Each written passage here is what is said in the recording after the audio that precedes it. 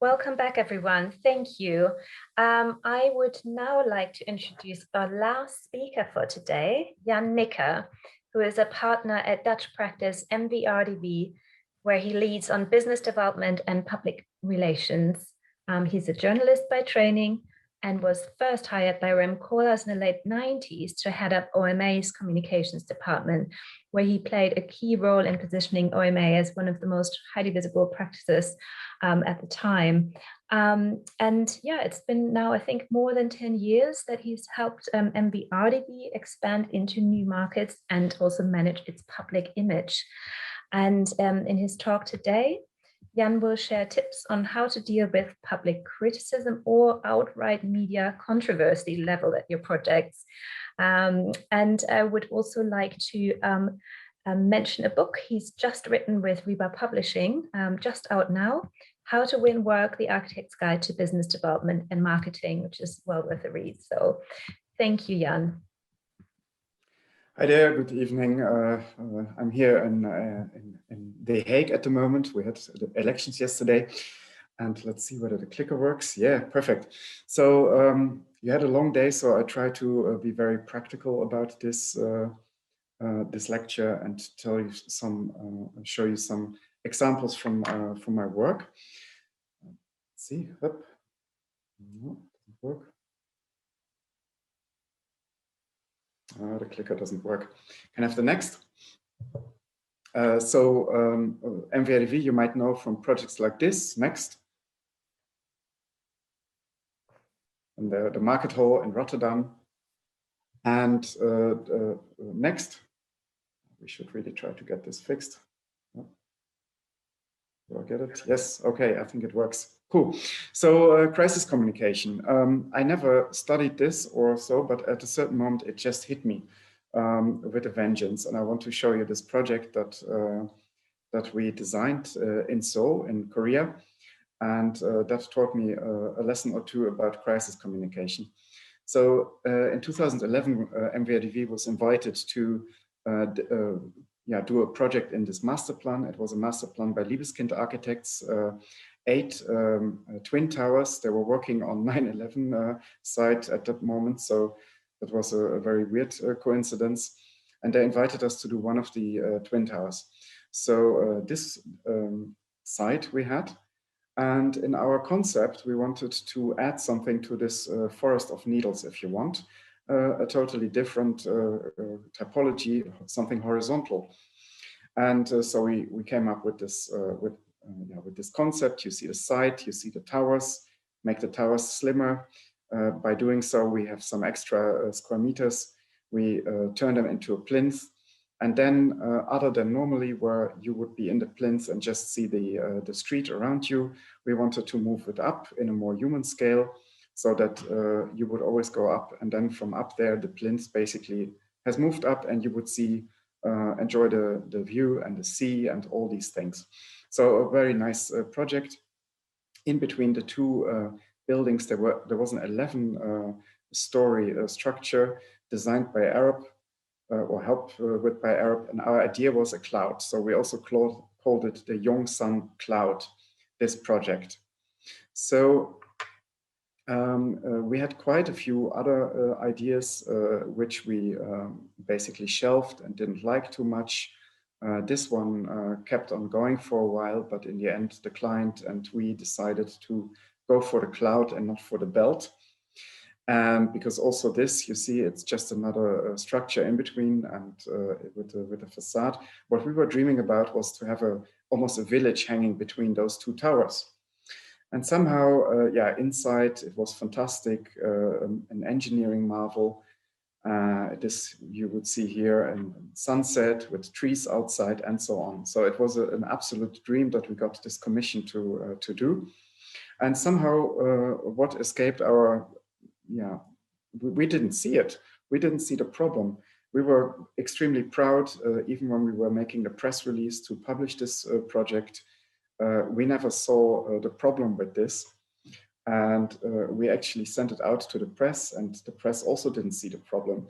So we started to publish it on the 6th of December, which is St. Nicholas in Korea. They liked it. They called it art. The Germans called it Extraklasse. And at a certain moment, we have it in London, and somebody mentions it looks like the 9/11 explosion. And then the same day, it went over the Atlantic to New York, and they instantly thought they saw it. And so suddenly the US press, they called it a horror, a shame. 9/11, of course, they called us sick. They hated us for being bad, and so on. And then all the bad publicity from the United States basically came back. It rolled back over the globe. And in Holland, they called us sick and nasty. And strange enough, it never really arrived in Korea. So from what started out to be extremely good press, came then to the zine. This is the first time we actually saw it, that somebody called it or compared it to 9/11. And but still we had some good press after this. Even Faden in the UK came up with this wonderful article calling it a new suburb in the sky. And then in New York, the National Post, of course, they went for it and started to publish it in this kind of way. On Fox News, we were called the worst person of the day. And that led to an entire bunch of compliments from friends that said, okay, if you're bad on Fox, you must have done something really good. But for us, we were not in the mood to receive compliments. We were actually absolutely shocked by this, that it hit us because this was not our intention. And people didn't believe it because architects are busy with images all the time. We must have seen it. And afterwards we thought, oh, really, we should have seen this. Well, we became a front page news in the Netherlands, and then the threats came in. People started to call us Taliban lovers and all kinds of bad names. So we called the police for some protection and some advice what to do. And it was a very, very heavy week. I didn't sleep a lot. We also made an analysis, and we never had as much bad press. I mean, we're an architecture office. We don't usually get that amounts, but we had like more than 100 in total articles, I think even 200 of really bad press, also a lot of neutral press. And as you can see, the good press was very slim. Well, at a certain moment, we decided to take to apologize. And that was a very difficult thing to do because we didn't do anything wrong in our opinion. So we basically apologized for having caused this controversy rather than having designed the building. So because we really didn't intend to make anything look like 9/11. But we also had to deal with the people that had survived 9/11, and they were extremely emotional about it, of course. Well, then Martha Schwartz, our landscape architect, said that we shouldn't be scared. It's only a certain part of the press. It doesn't look like it, and that she was still very proud to work with us. And then she said, I will teach you an American wisdom. And that was, there is no such thing as bad publicity. And we didn't believe her at that moment. But funnily enough, after 1 week, it was all over. It was just gone.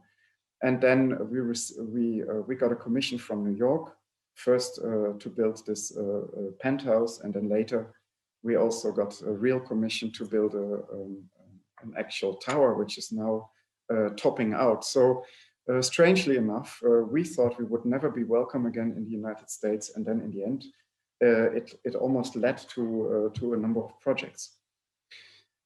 I'll take you to a project which we did a little bit better, Bastide Niel, which is a 35-hectare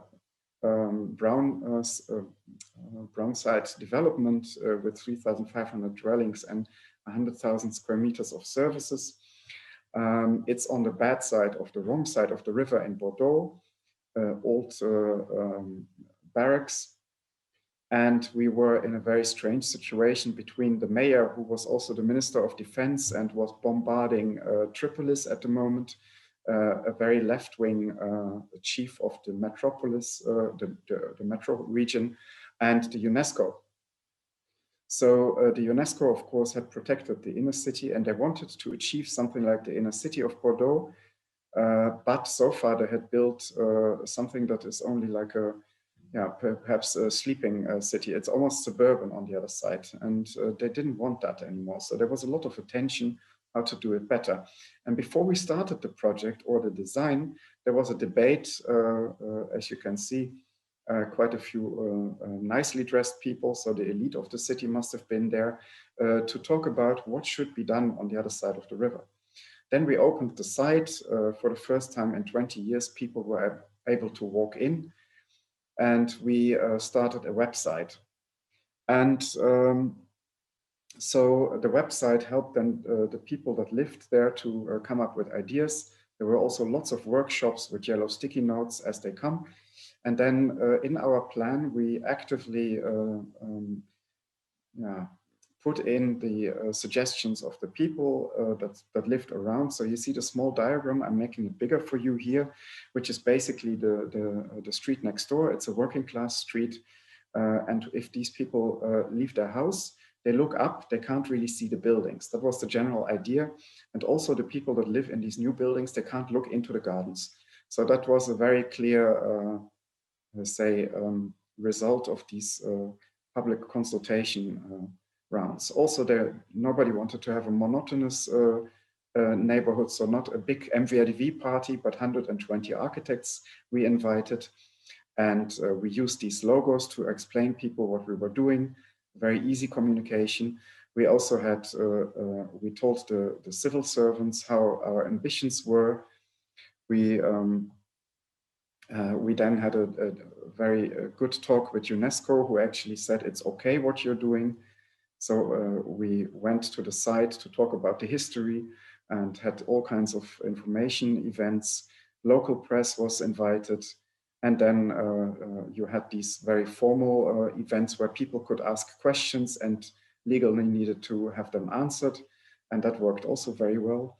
And in the end, we couldn't really talk to these people that were in the next door neighborhood, the working class neighborhood. So basically, Vinny took a bicycle and went there and spontaneously started to talk to them. He was invited into the house, shown old pictures and so on. And out of this came this idea that you wouldn't be able to see the buildings. Well, the buildings on the site were quite kind of loved, so we declared them holy, and we reminded people that what they remembered of these buildings is that they looked like this a long time ago, but now in a way looked like this, and that we wanted to keep them, but we didn't make very good renders in the sense of being very, we wanted to be vague. So in the future, the building would look like this. So here we didn't give too many details, so people couldn't protest too much against it. And then what we did in more detail was the streetscape to show that cars wouldn't be allowed, that it would be generally speaking a nice area, a green area, and people couldn't really, protest against it because everybody likes to have a neighborhood with pedestrian access and trees. So that was how we did this. And then in order to make a splash and to really show everybody that this was coming, we made a very nice model, also again, very abstract model, a bit artistic perhaps, and we put it onto the main attraction in Bordeaux, the Miroir d'Eau, so that people could almost walk through. The height was so that you could walk and move through the model and see for yourself how the future would be. So that was a very big success in terms of communication, and we even had this photo taken, which was really nice.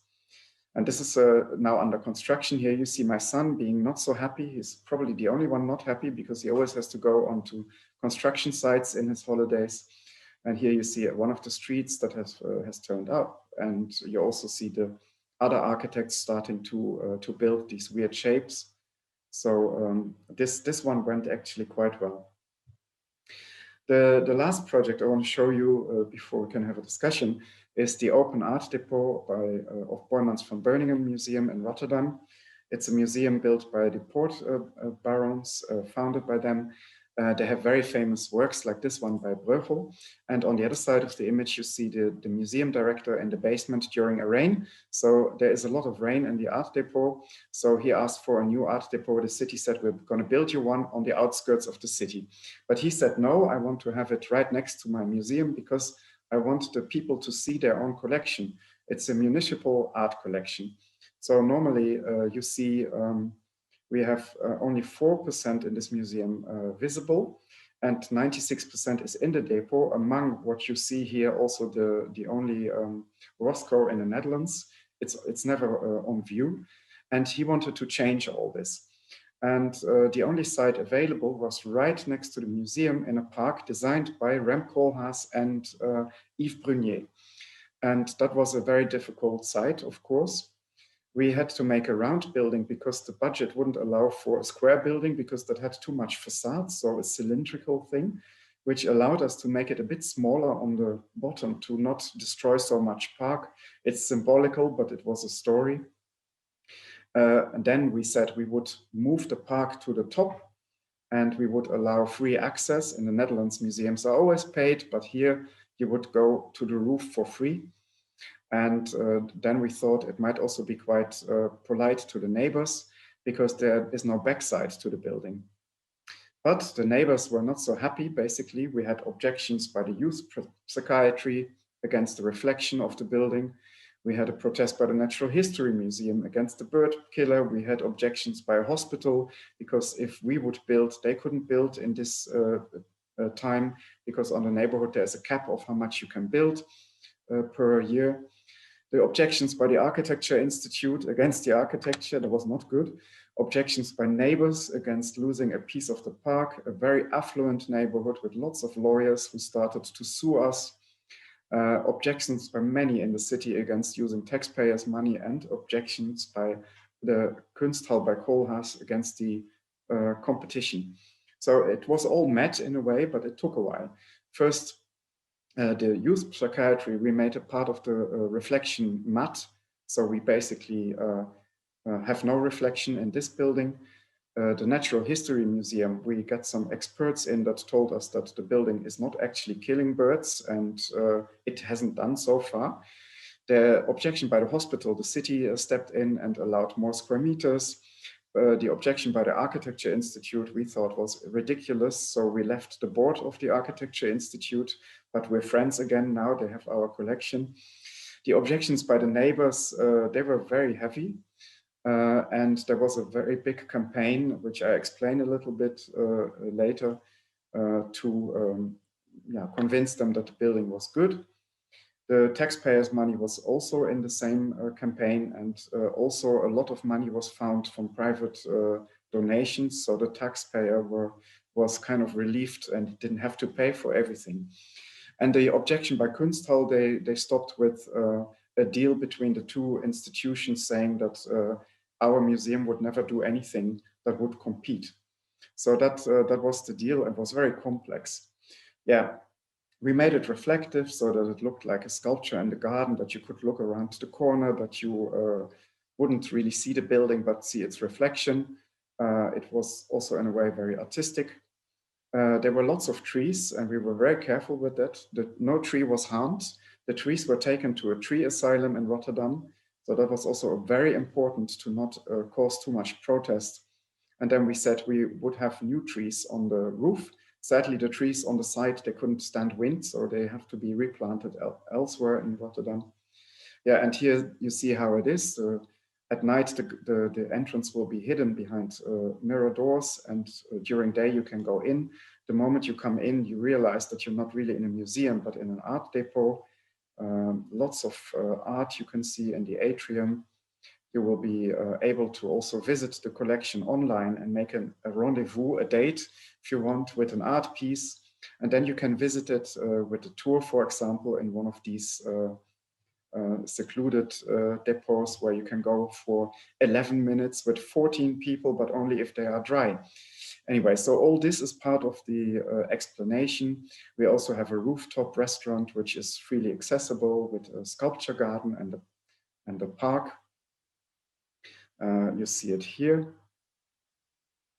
And then, oops. So what we did, we had lots of events. I think there were about 16 public participation evenings, and they were very badly organized in the beginning.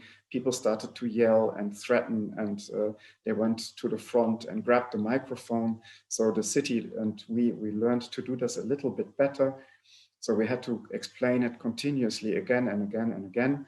Then the museum invited some people in Rotterdam, which have a prominent position, to become ambassadors for the building. So they were invited, they became friends of the museum. They spoke in favor of this building everywhere they could. We had information evenings, not for the angry neighbors, but for everyone.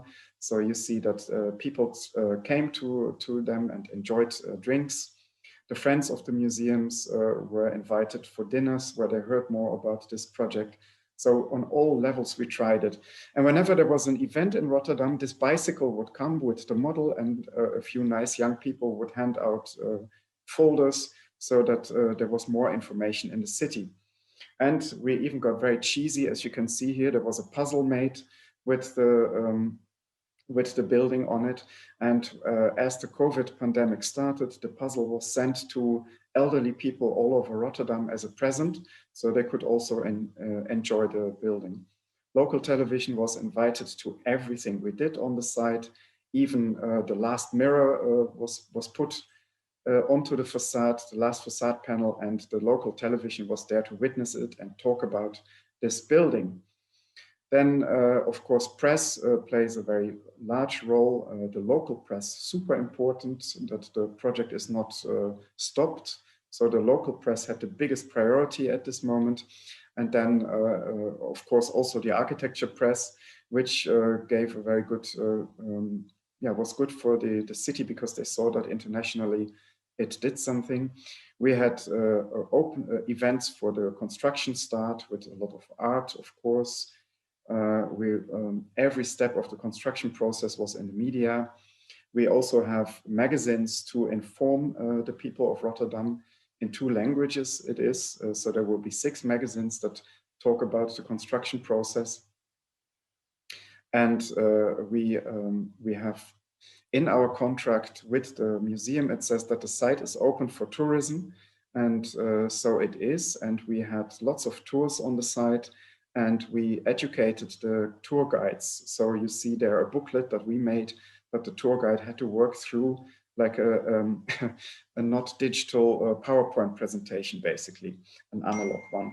Now, at a certain moment, we had the first opening before the art moves in. Our PR person welcomed everybody. It's in COVID times, you see people had to take a distance. The international press was invited. What also was super nice, and the first time we ever did it, we had influencers. They looked incredibly cool and very young and hip and happening, and they were all over the building, and they are supposed to bring young people in and get young people interested. Like we also do that with kids. Again, my son, I use him a lot for work, apparently. So kids started to play with architecture so that also they would develop an interest. There was a documentary made as well. And now the building is there and we're waiting for the art to be moved in. And in October, it will actually open to the public again with much more news to come. And hopefully people can travel again and then see this. So we had a very rough start with a lot of protest and with a lot of anger, not only from private people that lived in the surrounding, but also institutional anger. Nobody there wanted the building. And somehow by answering to everybody, we turned it around and it became a very much loved building. We also had apologies in the newspapers. Well, I had bullet points, but I will stop this presentation with a few bullet points on crisis communication. Of course, you have to stay calm and carry on. You cannot get angry yourself. You cannot get emotional yourself. You have to perhaps apologize if the emotions go very hard, and you have to acknowledge the emotion. If people are angry, you cannot just wave it away and say, oh, you don't have to be angry. No, people are angry. and then you have to somehow understand the anger and also tell them that you understand it. You can prepare yourself for example, by making a Q&A. If your project goes out there, think about it. Maybe you, with a lot of friends, attack your project for everything you can, and then say all the nasty things that people might say about your project, but that it's a bird killer, for example, and then find arguments why it is not a bird killer. So that is a very good way to do it. Also, if a shitstorm happens, you have to find a way to tell your side of the story, why the shitstorm is not reasonable.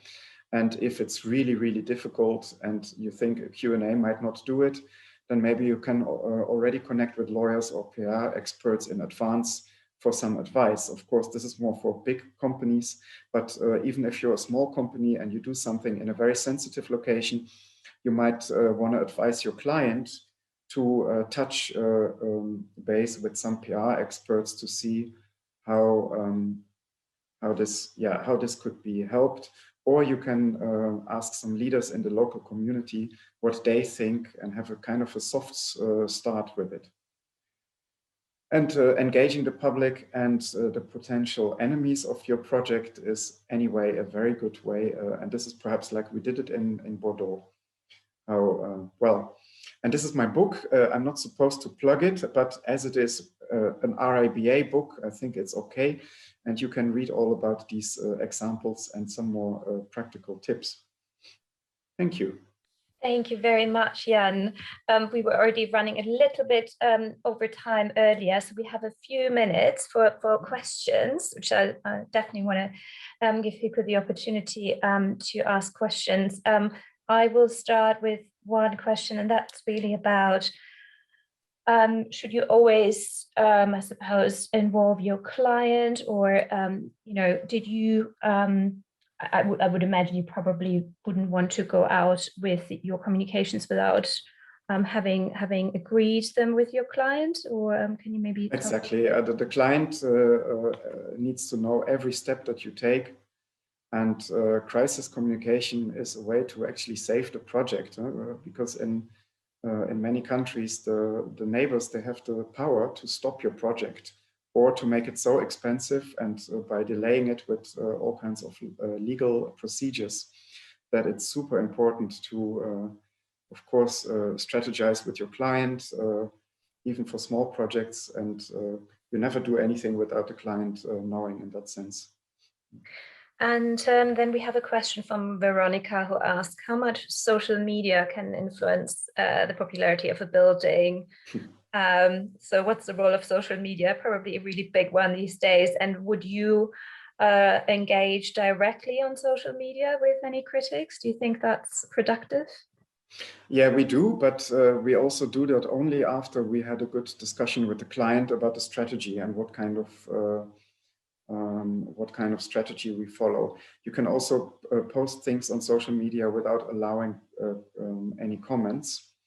It's a bit cowardice perhaps, but it can help sometimes. But of course, social media is super important. But you can also monitor it, and you can see what the general mood is out there. So yeah. Okay, so it's a bit of a barometer really for. Yeah. Yeah. And Claire asked if you would always recommend engaging a comms specialist for even for smaller projects. I would always do that when if I would have the idea that the project would be difficult and sensitive. For example, building in a green belt or something that might annoy the neighbors. So it's very good. And actually in Britain, this is much more sophisticated than in Europe. You have much more public participation agencies, PR agencies, and so on. So you take this much more serious already, and you're much more aware than we are. But of course, you can't always predict it. We were totally innocent and maybe a bit naive considering these towers in Korea. We had no idea we would need a communication expert, because we were just doing something so great. Everybody liked it. And then I actually got a PR firm in New York to help me And when the PR firm saw the image the first time, he was just silent. And at a certain moment, I thought that the phone line had gone dead. And he said, "No, I'm just trying to recover from seeing this image." So for him, it was a very nice challenge to work on this. And I think, Jan, that reminds me of something you told me when we talk about the session, as you said, because obviously this being a leadership piece as well, what would you advise team leaders? And I think you said it's a whole team effort. So really allowing everyone that opportunity to contribute and to flag up issues when they spot them, potential issues. Yeah. Yes, you have to ask people what they think, whether are there any problems. If you make a Q&A, for example, to prepare, it's good to do it all together. But at a certain moment, if you are hit by a controversy, then it's better to only have one person to be talking. Because you always have to have the central point, so that you don't have a lot of people talking about the project, saying maybe things that are contradictory, because the people who are against the project, they will take any weak moment of you and make it very big. So when we, for example, apologized for having caused a controversy, we got a lot of bad press for not changing the design. So because our client didn't want to do that, but so we couldn't promise that, and that again resulted in another controversy. Controversy over controversy. And maybe as a last question, and apologies that we can't pick up on all of them, but is there ever a right time, or do you also recommend maybe a time walking away from a difficult project? I mean, you probably wouldn't want to walk away from the fees, but maybe if there are concerns about damage to your reputation as a practice, that might outweigh any financial hit from abandoning a project. Yeah, that's a very difficult thing, and you cannot just do that, because of course you have a contract with a client, and usually the clauses for stopping a project don't involve these kind of controversies. So that is not as easy done as you might think. You cannot just run away usually. What you can do is have a good conversation with your client about the controversy and how you can do it better. We could have, for example, advised our clients in the long run to design to change the design. We would have done that in the end, because we were very confident that with these twin towers, this was the concept design, and that normally within the next 2 years of design, that the project would change anyway. So for us, it would have been easy to promise that there would be a redesign. So I think you have to have this conversation with your client about the project, but just running away is tough. Yeah. Okay. Well, thank you so much, Jan. Unfortunately, we've really run out of time now. And thank you for being with us today. Sure. If somebody still has a big question that is super important, you can contact me on LinkedIn, and I'll try to answer it there. Thank you. Maybe we'll send you just a little bit of a roundup of some final comments, and we'll share them afterwards. Thank you so much.